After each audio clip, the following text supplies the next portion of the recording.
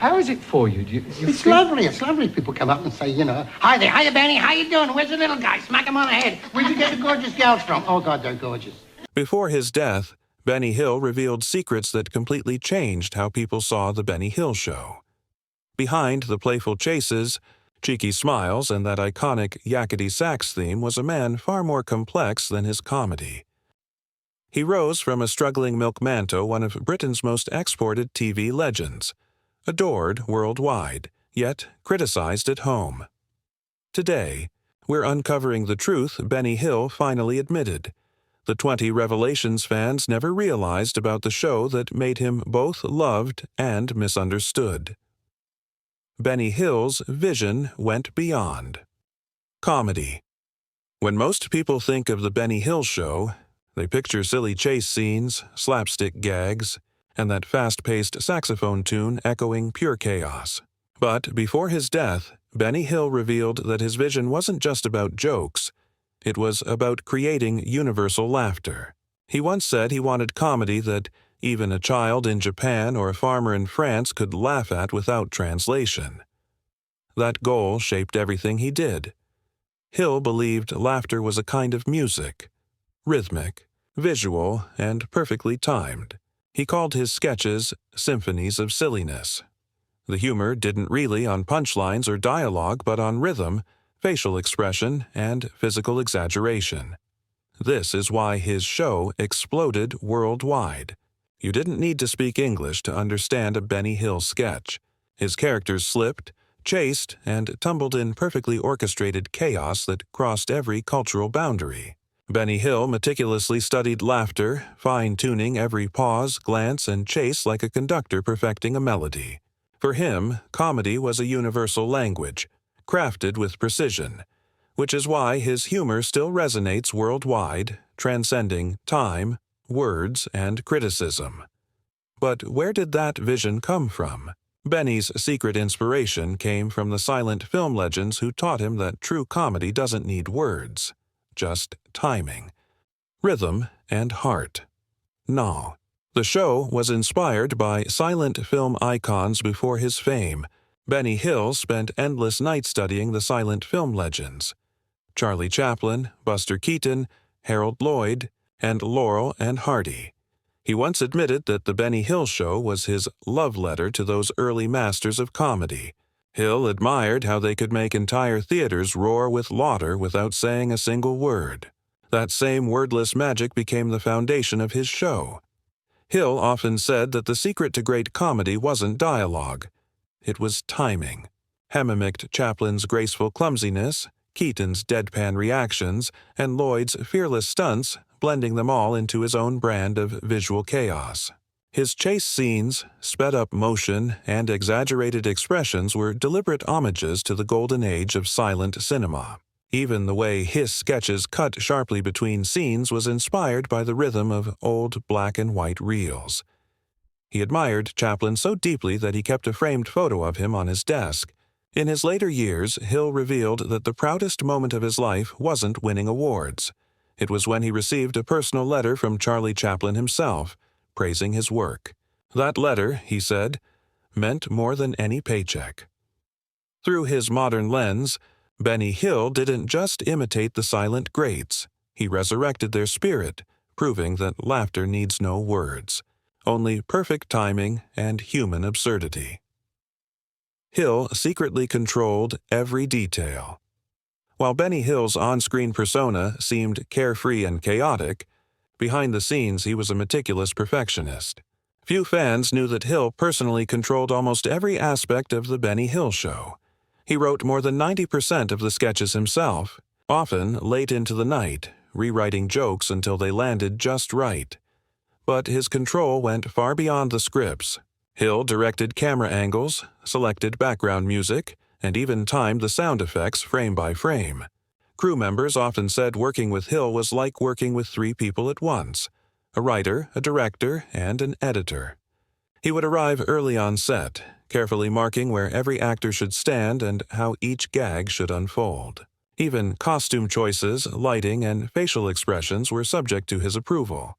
Nothing escaped his eye. His precision wasn't arrogance, it was dedication. Hill once explained that comedy was like clockwork. If one gear is off, the whole thing stops being funny. He personally edited episodes, stopping playback again and again to perfect rhythm and timing. Colleagues remembered him quietly humming yakety sax as he synchronized chase scenes to the beat. To audiences, it looked effortless, but every moment was calculated down to the second. Benny Hill didn't just perform in The Benny Hill Show, he engineered it, piece by piece, into a perfectly timed symphony of laughter. His humor was meant to be innocent, not offensive. For decades, The Benny Hill Show was both adored and attacked. Critics accused it of being sexist, outdated, and crude. But before his death, Benny Hill firmly defended his work. He said, "People see what they want to see. My sketches were cheeky, never cruel." To him, the humor was playful mischief, the kind you'd find in a seaside postcard or a pantomime, not an insult toward anyone. Hill grew up on old British vaudeville and silent comedies, where exaggeration and silliness were part of the fun. His sketches of bumbling men and flirtatious women weren't about power or judgment. They were caricatures of human foolishness. "The joke," he once said, "was always on me." In nearly every episode, Hill's character ended up embarrassed, slapped, or outsmarted by the very women he chased. He often pointed out that his audience laughed because the situations were absurd, not because they demeaned anyone. But as society changed through the 1970s and 80s, his brand of humor began to clash with modern sensibilities. Even so, Hill never lashed out at his critics. He simply said, "If it made someone laugh, I've done my job." To Benny Hill, comedy was supposed to unite people through shared laughter, not divide them. His intention was never offense, only joy wrapped in a wink and a smile. Hill's angels were his pride. When people think of The Benny Hill Show, one of the most unforgettable elements is Hill's Angels, the group of glamorous dancers who brought energy, humor, and sparkle to his sketches. While critics often dismissed them as eye candy, Benny Hill himself saw them as essential to the heart of his show.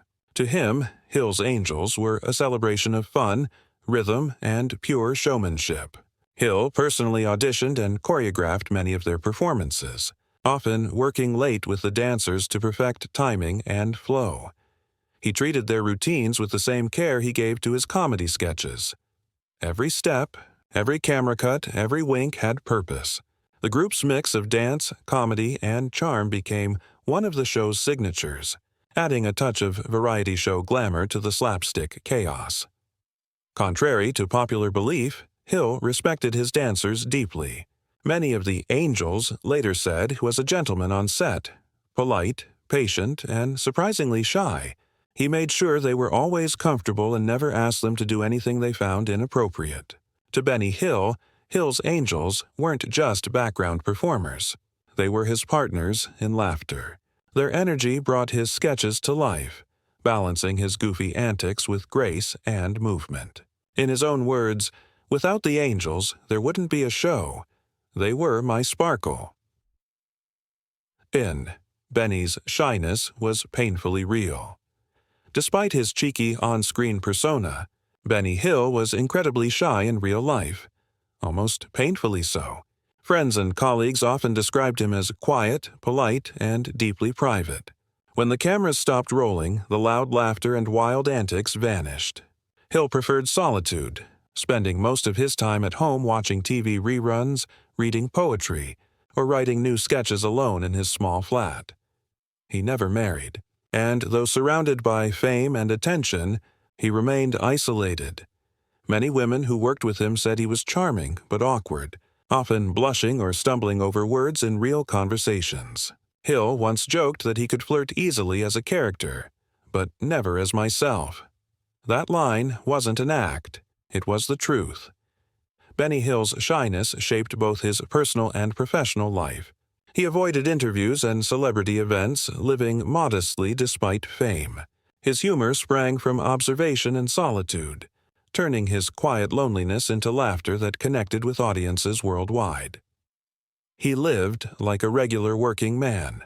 For someone who became one of Britain's most recognizable faces, Benny Hill lived shockingly modestly. Despite earning millions from The Benny Hill Show, he never owned a mansion, luxury car, or flashy wardrobe. Instead, he lived in a small rented flat in Teddington near the Thames, where he'd shop at local markets and chat casually with neighbors who often forgot they were talking to a global celebrity. Hill preferred the simple things: fish and chips for dinner, long walks alone, and evenings spent watching television or reading. He famously wore inexpensive clothes, sometimes patching them up instead of replacing them. Even at the height of his fame, he carried his scripts in a worn briefcase and took the bus to work. Co-stars recalled how down-to-earth he was on set. He made tea for crew members, helped with lighting setups, and refused to have a personal assistant. When asked why he didn't live like other stars, Hill simply said, "I don't need much. I've got laughter. That's enough." His modesty became part of his mystery. Fans saw a man who could make millions laugh yet lived like an ordinary bloke next door. Benny Hill never wanted to be treated like a star, just a working man who happened to make the world smile. The Benny Hill Show almost never happened. It's hard to imagine British comedy without.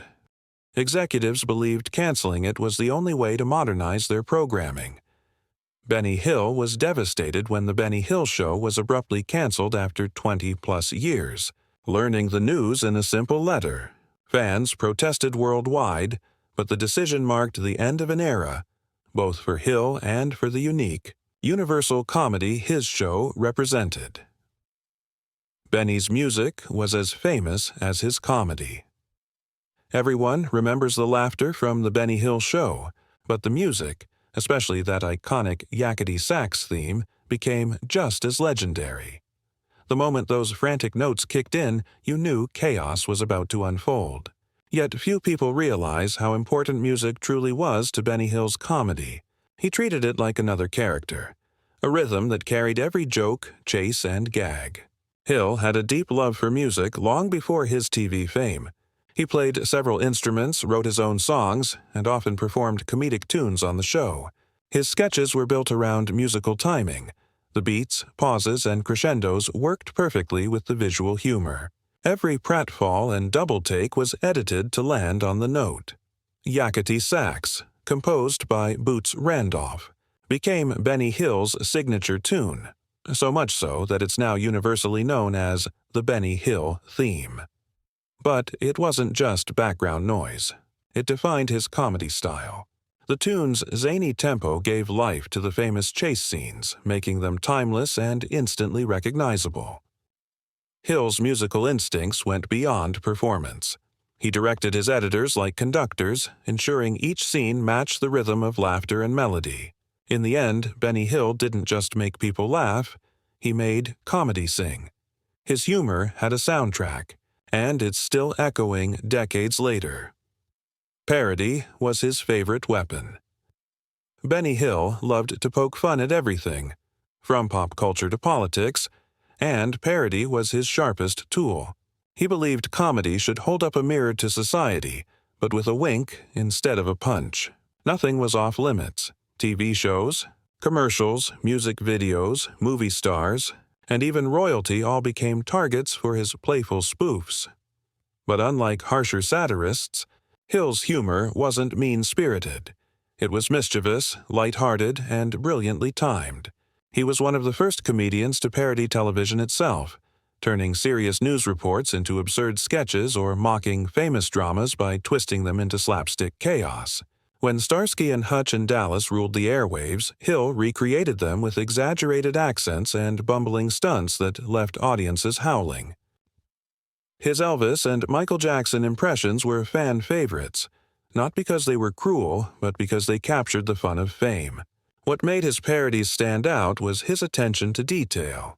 Hill studied every movement, voice, and expression of the people he mimicked, then exaggerated them just enough to make the imitation ridiculous. For Benny Hill, parody wasn't just about laughter, it was about connection.